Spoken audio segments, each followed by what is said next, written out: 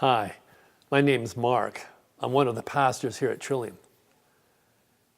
I used to have a hate-on for my parents. Well, hate may be too strong a word, but I had some real big resentment and hostility towards them in my later teenage years into my early adulthood. I especially had a hard time against my dad. Him and I didn't get along so well. I found him opinionated, arrogant, short-tempered, ill-mannered in some ways. When Mom and Dad split up in my early 20s, I blamed him for the breakup and saw him as the big problem of our family. And about 10 years later, so I'm there in his apartment, and I'm looking at him, and I've seen him in a new way. And I realized in that moment that the man that I've had hostility for the last 15 years, the man I've struggled to have a relationship with, is not standing in front of me. There's a different man in front of me. He's had gone through some really hard trials for the last 10 years before I was meeting him that day.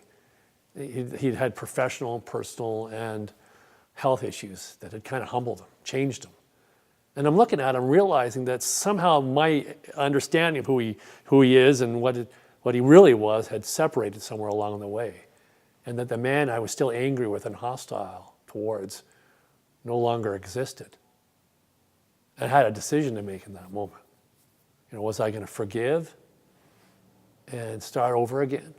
Or was I going to continue the war with him? Was I going to continue the hostility? Was I going to get my pound of flesh out of him, my vengeance upon him, right the wrongs of the past? I think a lot of times in life we face those kinds of choices.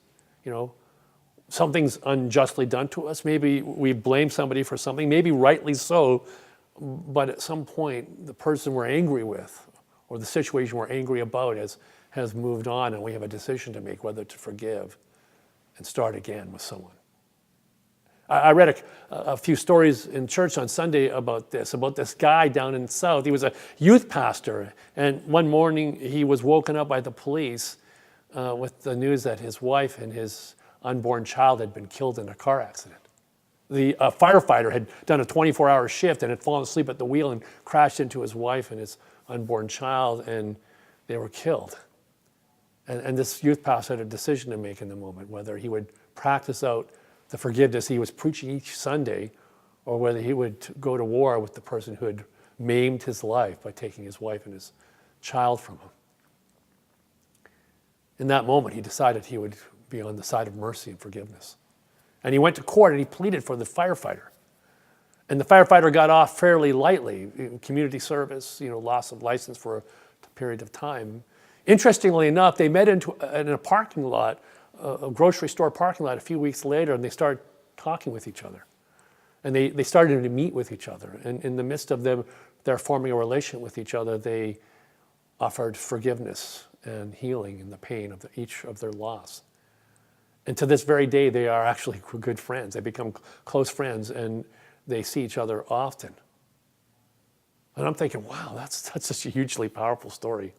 It happens over and over again in life when people make a decision to forgive and allow healing to begin again.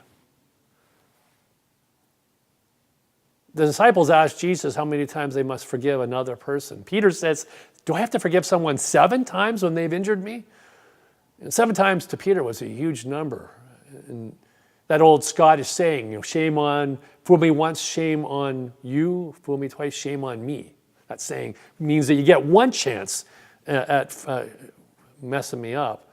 Peter asked Jesus, how many times must I forgive? 7 times? And Jesus laughs and says, no, try 70 times 7. Might as well be infinite. Of course, that's the whole point. If we follow Christ, the default way of life is forgiveness. We forgive each other. We make a commitment not to weaponize our hurt and send it forward into life against those who have hurt us. It's a powerful way to live with one another. It requires an element of faith, to trust that there is really some higher power at work in life, a providential care for us, some ultimate goal for life beyond even our bodies. When we join Jesus in forgiving our neighbor, we are embarking on a very powerful path in life, one that will ultimately take us, in a sense, beyond the world. And yet in being in the world, we truly become that embodiment of perfect love to our neighbor.